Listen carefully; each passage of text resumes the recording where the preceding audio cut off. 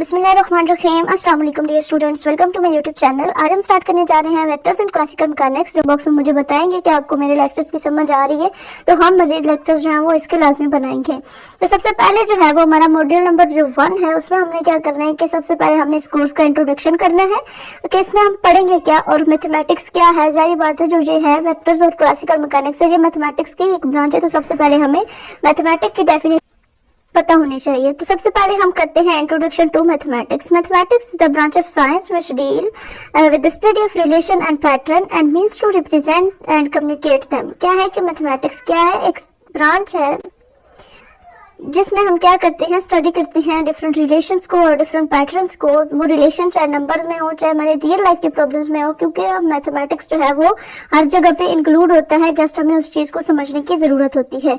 और इसके अलावा क्या करता है कि जो भी हमारे प्रॉब्लम्स होते हैं उन प्रॉब्लम्स को हम सॉल्व करते हैं मैथमेटिक्स को यूज करते हुए, और फिर उनके सोल्यूशन को इस तरीके से कम्युनिकेट करते हैं कि हमारा जो प्रॉब्लम्स है वो इजीली सॉल्व हो जाते हैं। इंट्रोडक्शन टू कोर्स पे जाए तो यहाँ पे इसके दो मेन पोर्शन है। हमें इसके नाम से पता है कि वेक्टर्स एंड क्लासिकल मैकेनिक्स पढ़ना है, तो इसके दो ही पोर्शंस होंगे। एक में हम वेक्टर्स पढ़ेंगे और जो दूसरा इसका पोर्शन है उसमें हम क्लासिकल मैकेनिक्स को स्टडी करेंगे। आगे चलते हमारा मॉड्यूल नंबर 2 है जिसमें हमने स्केलर और वेक्टर फील्ड के बारे में पढ़ना है। सबसे पहले आपको स्केलर और वेक्टर का पता होना चाहिए कि स्केलर क्वांटिटीज क्या होती है और वेक्टर क्वांटिटीज क्या होती है। यहाँ पे फील्ड है तो आप बेशक इसको एज अ फील्ड भी ले सकते हैं। स्केलर क्वांटिटीज वो क्वांटिटीज होती है जिसमें डायरेक्शन जो है वो इंक्लूड नहीं होती। कोई भी हम काम कर रहे हो, कोई भी चीज हमारे पास हो, उसमें उसकी डायरेक्शन इंक्लूड नहीं होती। और वेक्टर्स वो होती है जिसमें डायरेक्शन भी होते हैं और मैग्नीट्यूड भी होता है। सबसे पहले हम स्केलर पॉइंट फंक्शन को देख लेते हैं कि स्केलर पॉइंट फंक्शन कौन से होते हैं। If to each point x, y, z of the region R in space there correspond a scalar। यहाँ पे आपको एक जो है वो स्केलर नजर आ रहा होगा जो कि हमारे वेक्टर्स के y होता है एक्स वाई जी। अब जो एक्स वाई जी है ये हमारे पास एक वेक्टर दिया हुआ है और इसके बाद जो चीज इसके साथ मल्टीप्लाई हो रही है वो आपका स्केलर है। लेकिन जब आपने मैट्रिसेस वगैरह के बारे में पढ़ा है तो कोई भी हमारे पास एक मैट्रिक होता है। जब हम उस मैट्रिक को लिखते हैं, फर्स्ट करके यहाँ पे मैंने आपको एक एग्जांपल दिया 1 2 3 4, ये हमारा एक मैट्रिक है और इसके बाद हम कोई भी एक नंबर मल्टीप्लाई करते हैं। फर्स्ट करेंगे ये 2 हमने अंदर मल्टीप्लाई करना है, तो ये जो 2 है हमारे पास, ये इस चीज का हमारे पास स्केलर फंक्शन होगा, यानी कि किसी भी स्केलर के साथ हम अपने मैट्रिक को मल्टीप्लाई करेंगे। सेम इसी तरीके से हम वेक्टर्स को भी स्केलर के साथ मल्टीप्लाई कर सकते हैं। तो ये चीज यहाँ पे लिखी गई कि then phi is the scalar point function in R. Scalar field क्या होती है? Scalar field is a function defined on the space whose values at each point is a scalar quantity. यानी कि स्केलर फील्ड वो field होती है जो हमारे फंक्शंस होते हैं, फंक्शन डिफाइन होते हैं जिस स्पेस के ऊपर उसमें उसकी क्वांटिटीज जो है वो स्केलर क्वांटिटीज होती है। स्केलर क्वांटिटीज का क्या मतलब होगा? The set of R values of scalar point function phi in R together form a scalar field. और स्केलर क्वांटिटीज का मैंने आपको पहले बताया कि उसमें क्या होगा कि आपकी डायरेक्शन इंक्लूड नहीं होगी, जस्ट आपका जो भी नंबर होगा उसको आप लिखेंगे तो वो आपके पास यहाँ पे आ जाएगा।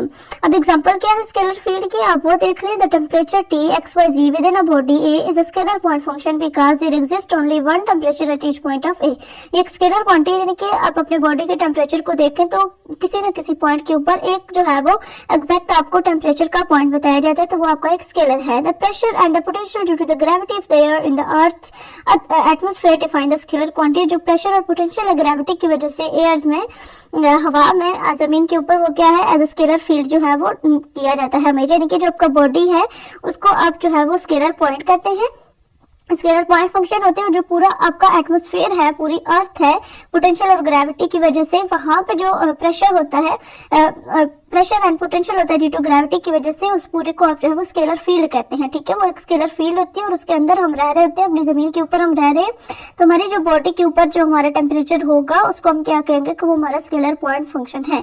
आई होप सो कि ये दोनों चीजें आपको क्लियर हो गई होंगी। देन वेक्टर पॉइंट फंक्शन के ऊपर अगर आए, if to each point x y z of region R in the space there exist a unique vector. जहां पे हम अब हमारे पास क्या होगा कि एक वेक्टर, हम वेक्टर को डिनोट कैसे करते हैं, हम इसके ऊपर एक एरो का निशान लगा देते हैं तो हमें समझ लगती है कि वो हमारे पास एक वेक्टर है। अब यहाँ पे जो हमारा स्केलर होगा उसके ऊपर हम एक निशान लगाएंगे तो वही चीज हमारी जो है वो वेक्टर बन जाएगी a into x y z. Then a arrow जो है वो हमारे पास यहाँ पे वेक्टर पॉइंट फंक्शन है आर का। सेम इसी तरीके से वेक्टर फील्ड क्या है? और function of space whose values at each point is a vector quantity is called a vector field. और वेक्टर क्वांटिटीज वो क्वांटिटीज होती हैं जिसमें मैग्नीट्यूड और डायरेक्शन दोनों चीजें आती है। मैथमेटिकली इसको इस तरीके से डिनोट किया जाता है, यानी कि हम इनको अलग अलग करके लिख सकते हैं कि अगर ए एक वेक्टर है एक्स वाई जी का तो उसको हम a1 a2 और a3 में लिख सकते हैं। The set of all values of A in are constitute a vector field, जो पूरे a1 a2 a3 मिला के हमारे पास एक वेक्टर फील्ड बनेगी जो कि हमारे पास है A arrow into X Y and C. I hope so कि ये दोनों पॉइंट्स आपको क्लियर हो गए होंगे। फिर इस तरीके से एग्जांपल है, इसको भी आप देख लें। यहाँ पे एक्स वाई जी अगर हम इनके साथ कोई यूनिट वेक्टर लगा दें आई जे और के भी हम इसके साथ डिनोट कर सकते हैं। जो चीज हमारी एक्स एक्सिस पे होगी उसको आप आई वेक्टर डिनोट करेंगे, जो हमारे पास वाई एक्सिस पे होगी वो आपके पास जे आएगी, और जो चीज हमारे पास जी एक्सिस पे होगी वो आपकी जो है वो के वेक्टर के ऊपर आएगी। ठीक है। The motion of the moving fluid at any time define a vector field, यानी कि जो मोशन होती है फ्लूइड की उसको हम वेक्टर फील्ड डिनोट करते हैं, उसका मैग्नीट्यूड भी होगा और उसकी कोई ना कोई डायरेक्शन भी इंक्लूड उसमें होगी। मॉड्यूल 3 पे आए तो यहाँ पे हमारे पास कुछ डिफरेंट है। The operator del and the gradient of function, ये दोनों क्या चीज होती है? डेल मीन्स के यहाँ पे आपका जो है वो डिफरेंशियल ऑपरेटर्स, इसको आप कह सकते हैं डिफरेंशियल इक्वेशन की बात होगी। तो सबसे पहले हम डिफाइन करते हैं कि डेल ऑपरेटर हमारे पास क्या होता है। तो डेल ऑपरेटर जो है वो हमारे पास the vector differential operator del symbolize, इसको जो है वो आप डेल्टा से डिनोट करते हैं, is defined by del is equal to partial X I plus partial और partial Y J and plus partial और पार्शियल जी के। ये आपको चीज मैंने बताई कि जो आपकी एक्स एक्सिस होगी वहां पे आपका आई यूनिट, देन वाई पे जे एंड जी पे आपका के आएगा, और इसको आप इस तरीके से डेल ऑपरेटर को डिनोट करते हैं। छोटी छोटी जो डेफिनेशंस वगैरह हैं जो आपके ऑब्जेक्टिव के पॉइंट ऑफ व्यू से बहुत इंपॉर्टेंट है, आपके जो क्विजेज हैं ड्यूरिंग सेमेस्टर उनमें ये चीजें बहुत ज्यादा रिपीट होती हैं, तो उनको आपने जो है वो ध्यान से देखना है। डेल ऑपरेटर जो है वो क्या है? Del operator is not a particular operator, इनके ये खुद एक कोई चीज नहीं है। अगर हम जस्ट डेल लिखते हैं, डेल्टा लिखते हैं तो ये इसका कोई मीनिंग नहीं होगा, लेकिन अगर हम इसको किसी चीज के साथ मिला के लिखे तो ये बहुत सारे दूसरे पॉइंट भी बनाती है।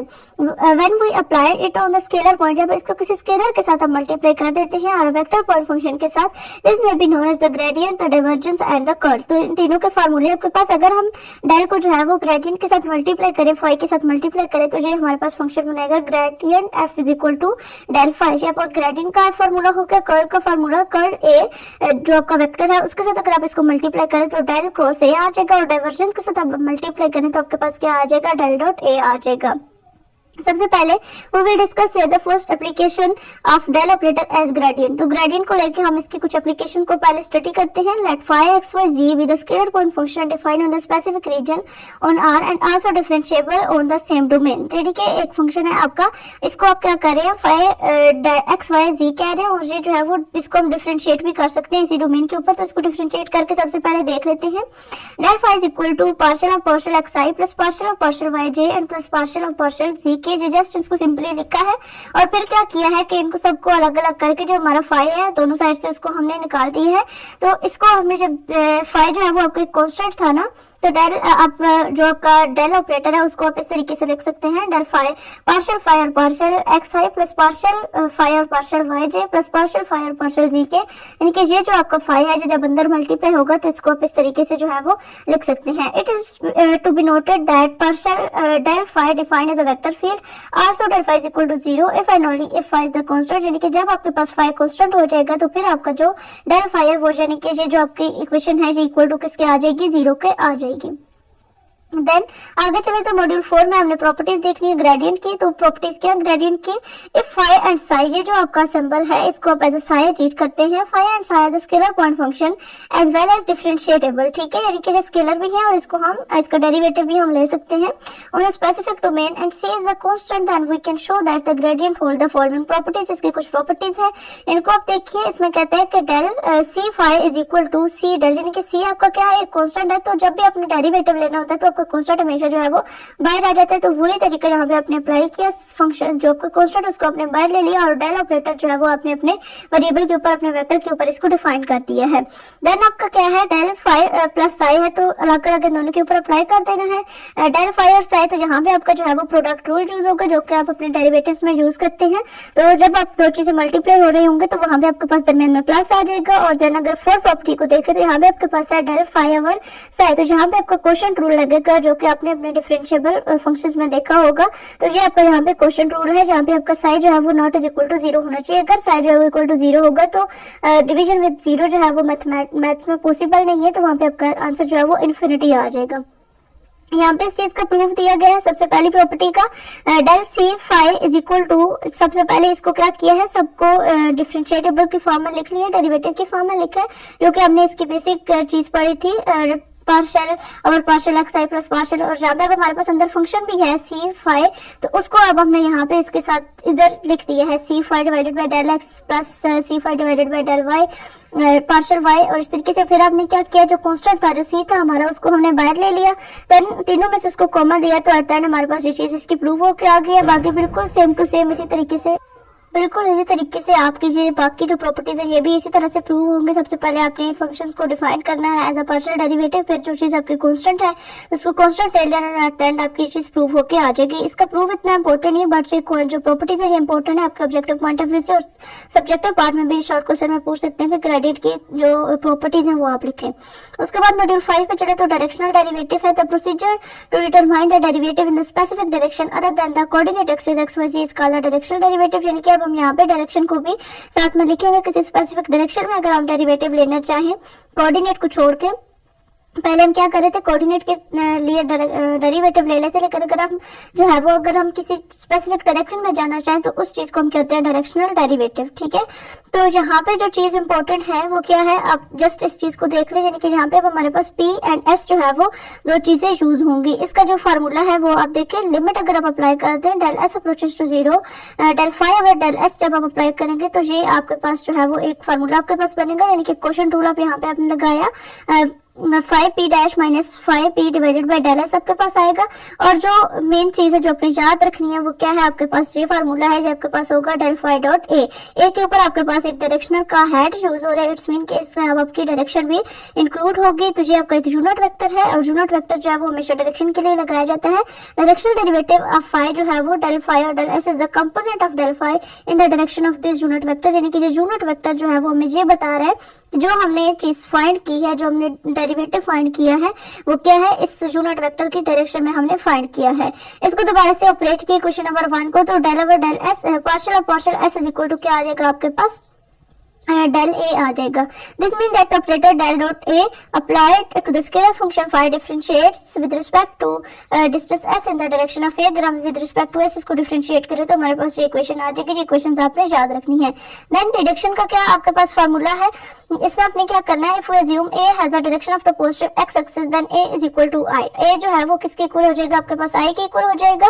तो इस इक्वेशन में जस्ट आपने क्या करना है, सिंपली यहाँ पे आई पुट कर देना है, एक्स के लिए, वाई के लिए आपका जे आ जाएगा, एंड जी के लिए आपका के आ जाएगा, और सिंपली इन वैल्यूज को अपने यहाँ पे लिख देना है। तो ये चीजें आपके पास यहाँ पे आ जाएंगी। आई होप सो कि ये टॉपिक्स आपको अच्छे तरीके से समझ आ गए होंगे। मजीद टॉपिक्स हम अपने अगले लेक्चर में डिस्कस करेंगे। अगर आपको वीडियो पसंद है तो लाजमी लाइक कीजिए, शेयर कीजिए और कमेंट बॉक्स में लाजमी बताइए। मिलते हैं अपने अगली वीडियो में, तब तक के लिए अल्लाह हाफिज।